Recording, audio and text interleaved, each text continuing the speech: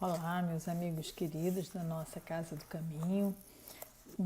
Com grande alegria que podemos retornar a esse canal e ter a oportunidade de estudarmos um pouco mais sobre a nossa doutrina espírita e principalmente sobre o Evangelho segundo o Espiritismo, que traz os ensinamentos de Jesus com as explicações que a doutrina nos oferece. Então, que sejamos muito gratos nesse momento a toda essa espiritualidade amiga que já nos acompanha, que já está aqui nos dando o suporte necessário para que possamos conhecer mais profundamente sobre esses ensinamentos e que eles possam sair do nosso intelecto e fazer pouso em nosso coração, para que assim possamos levá-lo para sempre em nossa caminhada. Então, com essa ajuda tão amorosa de toda essa equipe espiritual, nosso querido Dr. Herman, que coordena todos os trabalhos espirituais dessa casa, pedimos licença para iniciarmos o estudo do dia de hoje. E hoje nos cabe o capítulo 10 do Evangelho segundo o Espiritismo, Bem-aventurados misericordiosos. E nós vamos estudar do capítulo do item 1 ao item 13. Que se encerra e depois começa as instruções dos espíritos. Então, nós vamos tratar aqui sobre perdoai para que Deus vos perdoe, reconciliação com os adversários, o sacrifício mais agradável a Deus, o argueiro e a trave no olho, não julgueis para não serdes julgados, atire a primeira pedra aquele que estiver sem pecado. Então, nós vamos observando que Kardec reuniu nesse capítulo, antes das instruções dos Espíritos, ele reuniu todas as máximas do Cristo que são prerrogativas para que a gente consiga, né, ter a felicidade, ter a harmonia na nossa alma, que são condicionantes, ou seja, o perdão é uma condicionante. É necessário que nós entendamos o que seja o perdão, todas as variantes do perdão, o que envolve, esse capítulo trata bem disso, e ele vem falar sobre por que não se chama bem-aventurados os que perdoam, e sim os que são misericordiosos. Vamos entender sobre isso. Então, vamos lá, o item 1 e o item 2. Perdoai para que Deus vos perdoe. Bem-aventurados os que são misericordiosos, porque obterão misericórdia. Se perdoardes aos homens as faltas que cometeram contra vós, também vosso Pai Celestial vos perdoará os pecados. Mas se não perdoardes aos homens quando vos tenham ofendido, vosso Pai Celestial também não vos perdoará os pecados. Isso está em Mateus 6, 14 e 15. E o item 3. Se contra vós pecou vosso irmão, ide fazer-lhe sentir a falta em particular, a sós com ele. Se vos atender, tereis ganho o vosso irmão. Então, aproximando-se dele, disse-lhe Pedro: Senhor, quantas vezes perdoarei ao meu irmão quando houver pecado contra mim? Até 7 vezes? Perdão. Respondeu-lhe Jesus: Não vos digo que perdoareis até 7 vezes, mas até 70 vezes 7 vezes. Mateus 18, 15, 21 e 22. Então, a gente tem 3 pontos aqui, onde ele aborda o perdão e ele fala sobre bem-aventurados os que são misericordiosos. E ele coloca, né, Mateus traz aqui na passagem 2, que nós seremos perdoados por Deus conforme nós perdoarmos. Será que Jesus estava se referindo a uma barganha, como se fosse uma troca? Esse é um entendimento muito raso, vamos olhar mais profundamente. A misericórdia é o complemento da brandura. Portanto, aquele que não for misericordioso não poderá ser brando e pacífico. Veja bem, nós estamos tratando do capítulo 10. O capítulo 9 fala de quê? Bem-aventurados os brandos e os pacíficos. Então, a organização do Evangelho ela é toda interligada. Não tem como a gente tratar de um capítulo sem saber o que aconteceu no anterior.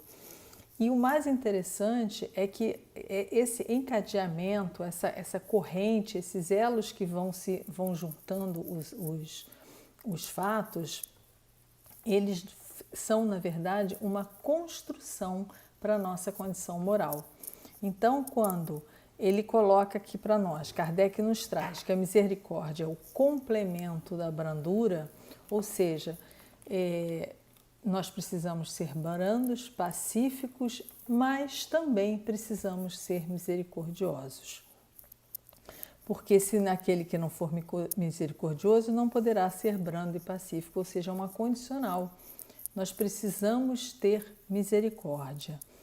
E ela consiste no esquecimento e no perdão das ofensas. Veja bem, quando ele trata aqui, aí ele vai dissertando sobre esse esquecimento. E existem muitas controvérsias sobre isso, porque esquecer uma ofensa, né, esquecer um acontecimento, alguma coisa que tenha, algum fato que tenha acontecido conosco, é impossível desde que estejamos na completa plenitude dos nossos sentidos, então da nossa consciência. Não há como nós esquecermos. Se nós esquecemos é porque nós estamos com problema de memória. Então não é desse esquecimento, e sim do esquecimento da ofensa em si, ou seja, aquilo que nos atingiu interiormente. Né? Se alguém nos traiu, não é o ato em si que nós vamos esquecer, e sim aquele movimento, aquela mágoa, aquele sentimento que inundou o nosso coração e que fez brotar no nosso coração raiva, ódio, ressentimento, desejo de vingança. Esses sentimentos é que precisam ser esquecidos. Esquecidos através de que forma? Como que a gente não sente alguma coisa? Quando uma pedra cai no nosso pé e dói, né? É impossível a gente não esquecer essa dor naquele momento, não sentir essa dor naquele momento. Mas com o tempo passa, a ferida some e a gente esquece a dor. Às vezes fica uma cicatriz. Se nós olharmos, quase todos nós temos algum tipo de cicatriz no nosso corpo. Será que a gente se lembra exatamente das dores, do momento da dor daquela cicatriz? A gente lembra do evento, mas nem sempre a gente lembra da dor. Por que as mães têm mais de um filho? Isso aqui que os rapazes, que não têm essa experiência, mas enfim, as mães sabem a dor que é um parto, no que se refere a parto normal, né? De um modo geral, existe muita dor nesse processo. E a gente esquece, porque tudo aquilo que vem de melhor depois supera todo aquele momento da dor. Então é importante que a gente compreenda que quando Jesus nos traz o ensinamento do esquecimento, não é para esquecermos o evento, e sim deixarmos de lado o ressentimento, ou seja, aquilo que nós sentimos e que volta inúmeras vezes, que ressente. Nós sentimos e ressentimos e ressentimos. Esse é o movimento do esquecimento, ou seja, que é o que mais o evento já passou, aquela situação já ocorreu, já estamos vivendo uma outra história e muitas vezes aquilo dentro de nós ainda está muito vivo. E é esse sentimento que nós precisamos esquecer, deixar de para lá. Ele fala, o ódio e o rancor denotam alma sem elevação. Claro, sem elevação no sentido de que é ruim, então você foi ofendido e você que é o mal? Não, não se trata disso. Sem elevação no sentido do não entendimento. Porque quando a gente começa a entender sobre os valores reais, sobre as leis reais, sobre que todos somos filhos de Deus e irmãos entre si, e que nós também podemos errar, que nós também erramos, que nós também ofendemos, que nós também causamos dor e dano a outras pessoas, então a gente reavalia aquele sentimento que está nos atingindo. E a humildade passa por onde? Pela possibilidade, pela oportunidade que nós estamos dando a nós mesmos, não é a ninguém, de nós experienciarmos o perdão. Então vamos fazer um exercício. Todas as vezes a partir de agora que alguma coisa nos atingir e nos ofender e nos machucar interiormente a ponto de nós necessitarmos de pedir perdão, né, de perdoar alguém, quer dizer, que a gente possa pensar sobre aquele evento. Primeiro, sobre por que eu estou sentindo isso? O que foi atingido efetivamente em mim? É a minha soberba? Foi atingido a minha vaidade? Foi atingido o meu entendimento sobre posse? É um sentimento de perda material ou sentimental? Então, essa análise que a gente começa a fazer vai nos trazendo uma lucidez para que a gente possa compreender determinada situação. Porque quando a gente entende exatamente o ponto que foi atingido naquele evento, fica mais fácil da gente poder tratar, até mesmo com aquele que foi o causador. Aquele que diz, nunca perdoarei, esse se não for condenado pelos homens, sê-lo-á por Deus. Por que ele diz que vai ser condenado por Deus? Deus é carrasco? Não. No que ele quis dizer aqui é o seguinte, as leis divinas elas são verdadeiras e imutáveis. Quando ele fala será condenado por Deus, é pelo sentido de cumprimento da lei divina. Existe a lei de causa e efeito, ela é uma da lei divina. Então, toda vez que nós produzimos algum tipo de ação, nós vamos sofrer uma reação sobre isso. Isso não é a lei de Talião, isso é uma lei do universo.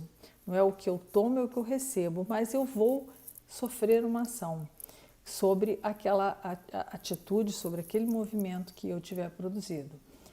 Como eu vou reagir e como eu vou retribuir aquilo é que está dentro da minha condição de evolução. Afinal de contas, todos nós que estamos aqui para melhorar.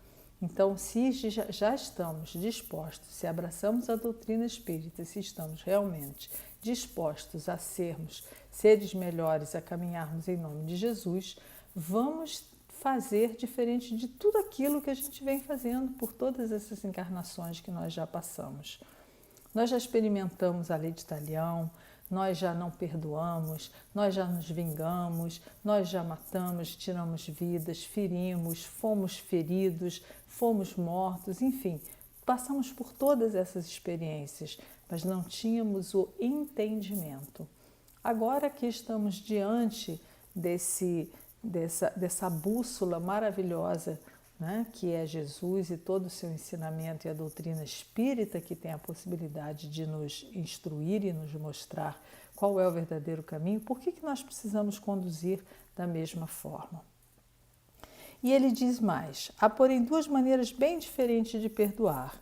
Uma grande, nobre, verdadeiramente generosa, sem pensamento oculto, que evita com delicadeza ferir o amor próprio e a susceptibilidade do adversário. Quando ele diz o quê? Que nós, quando não concordamos com alguma coisa, nos sentimos feridos, nós vamos até o nosso adversário e conversamos com ele. Não somos mais seres que precisamos enfrentar da forma violenta, não é? Nós vamos até ele e colocamos a nossa situação, expomos a nossa possibilidade e isso entre nós e a pessoa, jamais de forma pública para que humilhe aquele que produziu a ofensa. Porque quando nós fazemos isso, na verdade, o que nós estamos buscando nessa humilhação do outro é uma satisfação pessoal. É alguma coisa que nos diga, agora eu estou bem, agora eu me vinguei. Agora eu botei ele na mesma situação que eu. Ele agora eu estou de igual para igual. Ele sentiu na pele o que eu senti. E quem sou eu? Eu sou juiz? Eu tenho a autoridade moral para julgar alguém? Porque hoje sou eu, mas amanhã eu posso, com certeza, vou promover algum desconforto para alguém e posso estar na mesma situação. Então, vamos procurar resolver todas as nossas diferenças, todas as nossas questões entre nós e o outro, que é um irmão como nós. Ah, mas pode ser que ele não aceite, pode ser que ele deboche de mim. E aqui mesmo, mais adiante, vai dizer que Deus não permite que nós sejamos, como ele fala, que nós sejamos expostos quando nós perdoamos de verdade. Ou seja, se eu perdoo, se eu dou a oportunidade do outro, se eu dou o meu perdão, não importa se o que o outro não aceite, aí não é mais um problema meu, passa a ser um problema do outro. E aí ele continua no item 5, reconciliação com os adversários. Reconciliai-vos o mais depressa possível com o vosso adversário, enquanto estás com ele encaminhada, para que ele não vos entregue ao juiz, o juiz não vos entregue ao ministro da justiça e não sejais metido em prisão. Digo-vos em verdade que daí não saireis enquanto não houveres pago o último centur. De que prisão que Jesus estaria falando aqui? De que juiz? O juiz da nossa consciência. E que prisão é essa? Nós somos prisioneiros de nós mesmos. Enquanto nós não nos libertarmos dos nossos erros, das nossas dificuldades, nós estaremos encarnando, reencarnando, encarnando, reencarnando e estaremos, enquanto estivermos aqui encarnados, presos em nossos corpos. E muitas vezes esses nossos inimigos estarão soltos na condição de desencarnados espíritos. E aí ele vem explicando sobre as obsessões, que muitas vezes se arrastam por inúmeras encarnações, por séculos, na medida em que nós nos expomos a esses processos obsessivos por não termos nos reajustado enquanto estávamos juntos. Quantas vezes nós falamos assim, nós vemos uma pessoa do bem, alguém que nós gostamos muito, uma pessoa conhecida, e ela vem a desencarnar, e logo em seguida nós vemos a notícia de um ou outro criminoso que continua vivo, e nós falamos assim, poxa, tantas pessoas, os bons vão antes e ficam aqui aqueles que não são tão bons, né? Essa é uma fala de quem não tem o conhecimento. Não nos cabe mais falar dessa maneira, observar sobre essa ótica. Porque se nós formos pensar, aquele que parte é o que se liberta. E quando nós estamos no corpo, encarcerados nesse corpo, e que é uma bênção, porque faz parte do nosso processo evolutivo, mas nós ficamos expostos se nós não tivermos realizado as nossas vidas pregressas da melhor forma possível. E se estamos aqui no mundo de provas e expiações ainda, é porque certamente nós não nos conduzimos da melhor forma possível. Então ele vem falando bem sobre isso. Nesse fato reside a causa dos maiores casos da obsessão, sobretudo dos que apresentam certa gravidade, quais os de subjugação e possessão. O obsidiado e o possesso são, pois, quase sempre vítimas de uma vingança. Veja bem, por que eu vou deixar isso? Por que eu vou levar comigo? Por que eu vou levar para o túmulo, não é? da minha encarnação para o outro lado, alguma coisa que eu posso realmente, de coração, me resolver nessa vida. Se eu entender o que são os verdadeiros valores, por pior que tenha sido a ofensa, nada será pior do que eu caminhar pela minha trajetória de espírito, não é? Querendo evoluir e reencarnando, sendo perseguido por alguém que eu não tive ou não quis perdoar, né? Alguém que eu não tive a possibilidade de chegar e dizer, às vezes eu posso ter tido e não quis, né? Então vamos em busca, vamos fazer uma análise diária, o mais breve possível. Quantos desafetos nós carregamos pela nossa vida? Mas eu parei para pensar sobre isso quando eu entrei para a doutrina espírita, e eu percebi que muitos dos meus desafetos eu nem sei mais aonde estão, não sei mais com quem estão, não sei nem mais se são encarnados, como que eu vou me perdoar? O sentimento e o pensamento, eles atravessam, né? Isso também é do conhecimento nosso, ele atravessa qualquer distância do universo. Então, se nós tivermos a possibilidade de estarmos com a pessoa pessoalmente, né, fisicamente, ótimo. Mas se nós não tivermos a possibilidade, que comecemos uma oração e um pedido de perdão real. Peçamos ao nosso mentor, que é aquele que tem a possibilidade, pois está liberto do corpo físico, de ir atravessar para onde quer que seja e ir de encontro, né? Ir ao encontro, perdão, daquele que é o nosso alvo do nosso perdão. Então, que nós peçamos todos os dias, até nós sentirmos a nossa alma leve. Pode ser que esse encontro aconteça em desdobramento e que nós possamos pedir o nosso perdão. Pode ser que esse encontro nunca aconteça e ele aconteça simplesmente no meu coração, né? E vai chegar no coração do outro. Com isso, nós vamos formando uma coraça de amor à nossa volta, muito forte, muito firme, que irá nos proteger, que irá fazer com que a gente possa seguir mais leve, mais entendendo o verdadeiro sentido de cada coisa.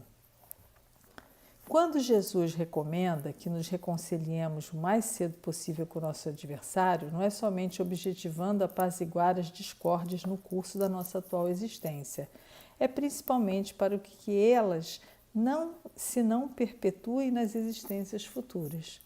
Não saireis de lá da prisão enquanto não houverdes pago até o último centavo, isto é, enquanto não houverdes satisfeito completamente a justiça de Deus, que é lei de justiça, de amor e de caridade. A lei de justiça é uma lei divina.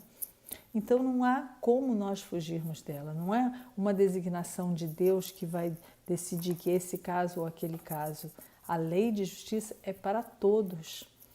Então que nós entendamos que nós, por mais que a gente não queira perdoar, por mais que a gente não queira se reajustar com alguém, por mais que isso seja difícil para nós, trabalhoso, nós vamos num determinado momento ter que nos reajustar com o nosso maior adversário, por pior que seja. Por que esperar para muito mais? Por que deixar para lá para frente? E nós falamos assim, mas isso eu não consigo. Eu não consigo perdoar. Como que a gente fala para um pai ou uma mãe para ele perdoar aquele que pode ter sido o algoz do seu próprio filho? É muito difícil. A cada um, né, será dado segundo as suas obras. Então, o coração de uma mãe, o coração de um pai, ele irá sofrer sempre a perda daquele filho. Só que isso irá fazer com que traga o ódio, o rancor, irá fazer com que traga aquele ser amado novamente para perto deles? Então, assim, são questões que são muito delicadas. Cada caso é um caso. Chico, quando estava aqui encarnado, ele recebia inúmeras mães, né, lá no centro para atendimento, algumas muito entristecidas, muitos pais raivosos porque tinham perdido seus filhos. E ele sempre repetia a mesma coisa: orai a Maria de Nazaré, para que do seu coração só emita amor. Porque o amor de mãe, né, o amor de Maria, é o amor do perdão. E a cura dessa dor, dessa angústia, dessa aflição, ela só vai acontecer através do amor, através da misericórdia, né? E aí ele vem falando sobre o sacrifício mais agradável a Deus. Se, portanto, quando fordes depor vossa oferenda no altar, vos lembrardes de que o vosso irmão tem qualquer coisa contra vós, deixai vossa dádiva junto ao altar e ide antes reconciliar-vos com vosso irmão. Depois, então, voltai e oferecê-la. Vamos imaginar, a gente está falando de perdão, mas como é que a gente quer, não é, ofertar alguma coisa para o nosso Pai, que é puro amor e bondade, alguma coisa que a gente queira doar realmente, ou uma oração que a gente queira pedir alguma coisa para o nosso Pai Celestial, e isso é diariamente que a gente está sempre pedindo. Se a gente quer pedir uma proteção, se a gente quer pedir um amparo, se dentro do nosso coração, se dentro daquilo que a gente tem de mais profundo, nosso sentimento, existe rancor e existe raiva. E se existe ressentimento. Então, quando ele coloca assim: ide reconciliar-vos com vosso irmão antes de depordes a vossa oferenda no altar, Jesus ensina que o sacrifício mais agradável ao Senhor é o que o homem faça do seu próprio ressentimento, e não as oferendas como durante tantos e tantos séculos nós fizemos. E quando Jesus falou isso nessa época daqui, porque os judeus se sacrificavam animais, né? Isso era muito comum. E veja bem, isso não era há 2000 anos atrás. Até hoje em dia as pessoas ainda se intencionam a ofertar objetos em troca de uma barganha daquilo que vai pelo próprio coração. Quando o sacrifício que faz o maior a alegria a Deus é aquele onde a gente mata, na verdade, o nosso orgulho, a nossa vaidade, o nosso ressentimento interno, porque esse é difícil, esse é sacrificioso mesmo, esse é complicado de fazer. Então, que nós fiquemos atentos a isso. E ele ainda fala: como é que vedes um argueiro no olho do vosso irmão quando vedes uma trave no vosso olho? Ou como é que dizeis ao vosso irmão: deixai-me tirar um arqueiro do teu olho, vós que tendes no vosso uma trave? Mais uma vez, é aquela possibilidade de... É mais fácil eu perceber o defeito do outro. Então, entre todos esse processo do perdão, em todo esse processo da misericórdia, o que é preciso? Um autoconhecimento muito grande. Eu preciso ver primeiro qual é o meu defeito, qual é a minha dificuldade, antes que eu aponte o do outro. Né? Então, se eu estou nesse processo de tentar aprender o perdão, que eu me volte para mim, que eu possa perceber quais são as minhas dificuldades, o que me impede de eu avançar moralmente no sentido desse perdão e dessa misericórdia, ao invés de perceber, de gastar a minha energia, o meu tempo e a minha dedicação em perceber o que é o problema do outro, o defeito do outro, ou a imperfeição, né, do meu irmão.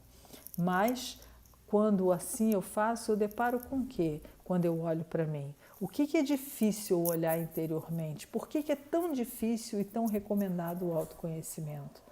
Porque no nosso estágio o que nós vamos encontrar é orgulho, vaidade, prepotência, apego. São coisas que são ainda muito arraigadas dentro de todos nós e que é muito difícil de se modificar. É muito complicado, mas nós precisamos ir trabalhando. E se nós não nos identificamos isso dentro de nós, como que a gente vai apontar para o próximo? Daí Jesus nos dizer: não julgueis para não serdes julgados, porque nós seremos julgados por aquele que estiver na mesma condição que eu, porque eu vou me ver mais adiante nessa mesma situação. Não julgueis a fim de não serdes julgados, porquanto sereis julgados conforme houveres julgados os outros. Entregar-se-á convosco a mesma medida que vos tenhais servido para com os outros. É claro, e isso, mais uma vez, repito, não é uma lei de talião, é uma lei de causa e efeito. Então, se eu produzo alguma coisa, se eu julgo o outro, né, se eu condeno o outro, eu certamente amanhã, quando estiver em condição similar, porque somos todos irmãos numa mesma caminhada e numa mesma faixa vibratória, cometendo os mesmos erros, ainda com as mesmas questões, então certamente eu vou cair amanhã também. E aí eu estarei exposta à mesma situação. Então, todas as vezes que nós estivermos diante de alguma situação de perdão, alguma situação que necessite o nosso perdão, como foi a passagem da mulher adúltera, que encerra esse estudo aqui, quando Jesus disse: atire a primeira pedra aquele que não tiver pecado, e foram saindo os mais velhos e depois os mais novos, e Jesus continuou, foi porque ele chamou a consciência a cada um, que a consciência é a nossa grande, né, o nosso grande cárcere, ela está lá, ela vai nos aprisionar lá ou vai nos libertar, dependendo de como nós iremos enfrentar a nossa consciência. Como que nós queremos? Ela sempre estará presente, ela é nossa, na verdade, nossa aliada. Então vamos trabalhar arduamente, dia após dia, para sermos pacíficos, brandos, mas acima de tudo, misericordiosos. Misericordiosos, firmes nas nossas posições, firmes naquilo que acreditamos que seja certo, firmes em fazermos o certo, em fazermos o bem. Não seremos totalmente aceitos, mas se nós persistirmos no bem, inclusive conosco mesmos, com a gente, né? Que a gente seja bom conosco, que eu me perdoe em primeiro lugar, porque eu jamais vou conseguir perdoar o outro se eu não me perdoar. Para isso eu preciso me conhecer, me entender, saber onde estão as minhas fraquezas, as minhas fortalezas, as minhas dificuldades e aquilo que eu já consigo começar a trabalhar. Vamos começar pelo que nós já temos alguma possibilidade. Peçamos ajuda ao nosso Pai Celestial, que quer o tempo inteiro que nós nos melhoremos, que nós nos modifiquemos. Vamos fazer a nossa parte e o céu, em toda a sua grandiosidade, irá nos auxiliar. Muita paz a todos e que possamos ter sempre em nossos corações uma grande dose de misericórdia. Graças a Deus.